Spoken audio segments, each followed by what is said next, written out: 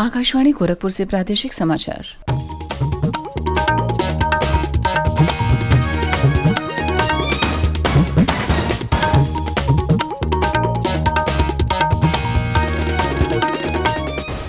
नमस्कार, समाचार बुलेटिन के साथ में शिवानी अरोरा। पहले मुख्य समाचार। मुख्यमंत्री योगी आदित्यनाथ ने कई जिलों में तेज वर्षा और बाढ़ के हालात से निपटने के उपायों की समीक्षा की। आपदा प्रबंधन से जुड़ी संस्थाओं को 24 घंटे सतर्क रहने का दिया निर्देश। प्रदेश में 13 जुलाई तक वर्षा जारी रहने की संभावना। मौसम विभाग ने कई जिलों में अत्यधिक तेज वर्षा होने की भी दी चेतावनी। अयोध्या में राम मंदिर में भगवान राम की प्राण प्रतिष्ठा अगले वर्ष 15 से 24 जनवरी के बीच की जाएगी। और प्रतापगढ़ में तेज रफ्तार टैंकर अनियंत्रित होकर सवारियों से भरे टेम्पो पर पलटा। हादसे में 9 लोगों की मृत्यु, 5 घायल। अब समाचार विस्तार से।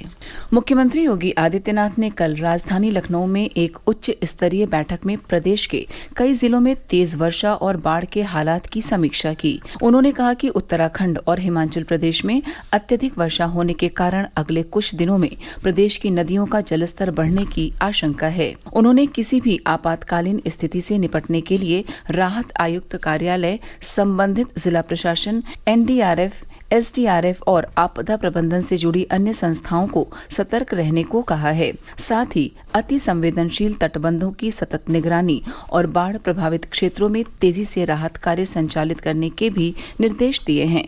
श्री योगी ने कहा कि इस वर्ष अब तक 24 जिलों में सामान्य से अधिक वर्षा हुई है, जबकि 31 जिलों में औसत से कम वर्षा दर्ज की गई है। उन्होंने कहा कि पिछले कुछ दिनों में आकाशीय बिजली गिरने की घटनाओं में कई स्थानों पर जनधन की हानि की सूचना है। मुख्यमंत्री ने प्राकृतिक आपदा में नुकसान का सामना करने वाले प्रत्येक परिवार को तत्काल सहायता राशि देने का निर्देश दिया है। श्री योगी ने बाढ़ के साथ साथ जल भराव से निपटने के उपायों पर भी तेजी से काम करने को कहा है।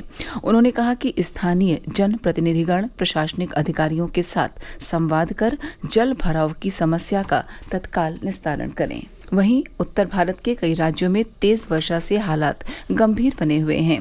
दिल्ली में यमुना नदी खतरे के निशान के ऊपर बह रही है। पंजाब, हरियाणा, चंडीगढ़, हिमाचल प्रदेश और उत्तराखंड में भी अत्यधिक वर्षा से कई स्थानों पर बाढ़ की स्थिति है। मौसम विभाग ने पंजाब, हरियाणा, चंडीगढ़ और दिल्ली और राजस्थान सहित पश्चिमी हिमालय क्षेत्र में और अधिक बारिश की चेतावनी जारी की है। प्रदेश के अधिकांश जिलों में वर्षा से जनजीवन अस्त व्यस्त हो गया है। पश्चिमी उत्तर प्रदेश में पिछले 3 दिनों से रुक रुक कर हल्की से तेज वर्षा हो रही है। गोरखपुर, देवरिया, वाराणसी सहित पूर्वी उत्तर प्रदेश के अन्य जिलों में भी कल वर्षा हुई। प्रदेश में गंगा, यमुना सहित अन्य नदियों का जलस्तर बढ़ने लगा है। मौसम विभाग ने 13 जुलाई तक प्रदेश में वर्षा जारी रहने का अनुमान जताया है। आंचलिक मौसम केंद्र लखनऊ के मौसम वैज्ञानिक अतुल कुमार सिंह ने बताया कि प्रदेश में वर्षा के लिए परिस्थितियां अनुकूल बनी हुई हैं। अगर वर्तमान परिस्थिति की बात करें तो मानसून द्रोणी जो है वो एक्टिव है और इस समय प्रदेश के मध्यवर्ती हिस्सों से होकर गुजर रही है, लखनऊ से होते हुए पास हो रही है। और इसके अतिरिक्त उत्तर पूर्वी राजस्थान और इसके आसपास के एरिया में एक कम दबाव का क्षेत्र बना हुआ है, जिसके कारण उत्तर प्रदेश के ज्यादातर हिस्सों में बारिश होने के लिए परिस्थितियां अनुकूल है। और अगर हम आने वाले दिनों में चेतावनी की बात करें तो पश्चिमी उत्तर प्रदेश में आगामी 3-4 दिनों के दौरान यानी 13 जुलाई तक कहीं कहीं भारी से बहुत भारी बारिश होने की संभावना है, जबकि पूर्वी उत्तर प्रदेश में बात करें तो 11 और 12 जुलाई को कहीं कहीं भारी से बहुत भारी बारिश हो सकती है, जबकि बाकी दिनों में 13 और 14 जुलाई को कहीं कहीं भारी बारिश होने की संभावना है। प्रादेशिक समाचार आप आकाशवाणी गोरखपुर से सुन रहे हैं। यह समाचार बुलेटिन हमारे YouTube channel AIR news Gorakhpur और ट्विटर हैंडल AIR News_GKP पर भी उपलब्ध है। अयोध्या में राम मंदिर का निर्माण कार्य तेज गति से चल रहा है। श्री राम जन्मभूमि तीर्थ क्षेत्र न्यास के महासचिव चंपत राय ने कल भदोही में संवाददाताओं से बातचीत में कहा कि राम मंदिर में भगवान राम की प्राण प्रतिष्ठा अगले वर्ष 15 से 24 जनवरी के बीच उपयुक्त तिथि पर की जाएगी। भगवान की गर्भगृह में जो मूर्ति की प्रतिष्ठा होगी वो भगवान का बालक रूप है। 5 वर्ष का बालक। प्रतिमाओं का निर्माण अयोध्या में शुरू हो गया है। मंदिर की चौखट मार्बल की है। लेकिन उसके दरवाजे किवाड़ वो लकड़ी महाराष्ट्र की है। उसके नक्काशी का काम भी अयोध्या में प्रारंभ हो गया है। भूतल जहाँ बालक रूप में राम विराजित होंगे, ये सारे निर्माण कार्य ऐसा लगता है अक्टूबर तक हम पूरा कर लेंगे। छोटी मोटी बातें बची रहेंगी, उसे आप फिनिशिंग टच कह सकते हो, वो दिसंबर तक पूरा हो जाएगा। मकर संक्रांति 15 जनवरी 2024 और 26 जनवरी गणतंत्र दिवस, तो 26 जनवरी 25 जनवरी छोड़ दिया जाए। 15 जनवरी से 24 जनवरी के बीच में जो भी तिथि उपयुक्त पाई जाएगी, भगवान की प्राण प्रतिष्ठा उस दिन हो जाएगी। पहले तल पर भगवान का परिवार स्थापित होगा। अभी तक की योजना में दूसरे तल पर किसी भी प्रतिमा का निर्माण नहीं है, वो केवल मंदिर को एक ऊंचाई देने के लिए किया गया है। जब बहुत बारीक गणना हो जाएगी तो पता लगेगा, लेकिन अभी ऐसा कह सकता हूँ कि 21 लाख घन फुट ग्रेनाइट, सैंडस्टोन और मार्बल इस मंदिर में उपयोग हो रहा है। मंदिर का एक एक आयाम, एक एक अंग इस प्रकार से बनाया जा रहा है, उसे लगभग 1000 साल तक कोई रिपेयर की आवश्यकता न पड़े। राज्यपाल और कुलाधिपति आनंदीबेन पटेल ने कल लखनऊ स्थित राजभवन में नैक मूल्यांकन में उच्चतम A++ ग्रेड प्राप्त करने वाली चौधरी चरण सिंह विश्वविद्यालय मेरठ की नैक टीम को प्रशस्ति पत्र देकर सम्मानित किया।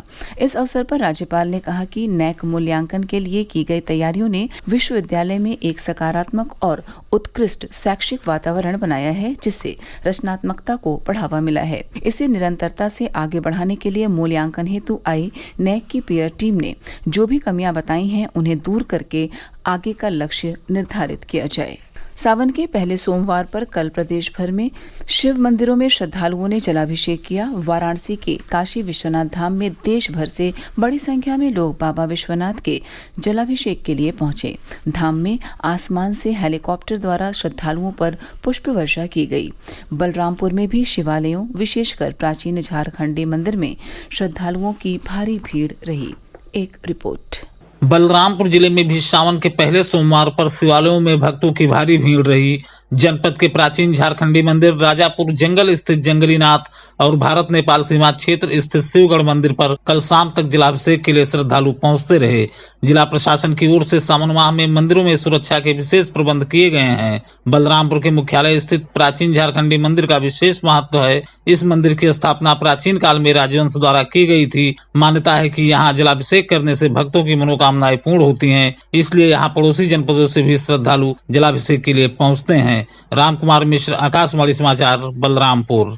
वाराणसी में कल देश की गंगा जमुनी संस्कृति की मिसाल पेश करते हुए मुस्लिम समुदाय के लोगों ने बाबा विश्वनाथ के जलाभिषेक के लिए आने वाले श्रद्धालुओं और कांवड़ियों पर पुष्प वर्षा की।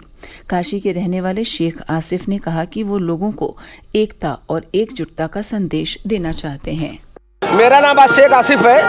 आज नहीं कर रहे, पिछले 15 सालों से कर रहे हैं, क्योंकि अतिथि देवो भव हमारा नारा रहता है। मेहमानों को स्वागत किया जाए और स्वागत करके ये संदेश देना चाहते हैं कि हिंदू हो या मुस्लिम हो, सिख ईसाई हो, सब एक साथ दिवाली मनाते हैं, सब एक साथ ईद मनाते हैं, हम सब एक हैं। ये गंगा जमुनी तहजीब है और संदेश देना चाहते हैं कि जितने भी लोग जो राजनीतिक पार्टियाँ आपस में भले लड़ा लें हम लोग को, लेकिन हम सब एक है, एक ही हिंदुस्तान है। और भले धर्म अलग अलग है, लेकिन हम सब मिलकर त्यौहार मनाते हैं। आज महादेव की नगरी के अंदर सभी कांवड़ियों का स्वागत है।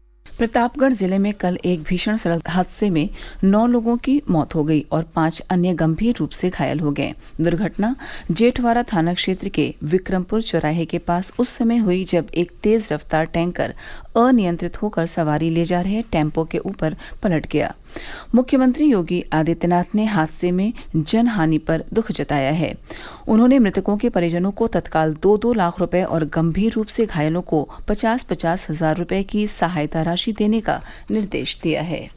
और अंत में इस बुलेटिन के मुख्य समाचार एक बार फिर। मुख्यमंत्री योगी आदित्यनाथ ने कई जिलों में तेज वर्षा और बाढ़ के हालात से निपटने के उपायों की समीक्षा की। आपदा प्रबंधन से जुड़ी संस्थाओं को 24 घंटे सतर्क रहने का दिया निर्देश। प्रदेश में 13 जुलाई तक वर्षा जारी रहने की संभावना। मौसम विभाग ने कई जिलों में अत्यधिक तेज वर्षा होने की भी दी चेतावनी।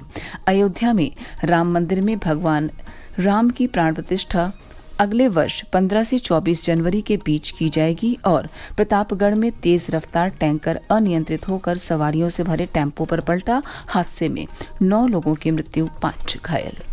इसी के साथ प्रादेशिक समाचार समाप्त हुए। नमस्कार।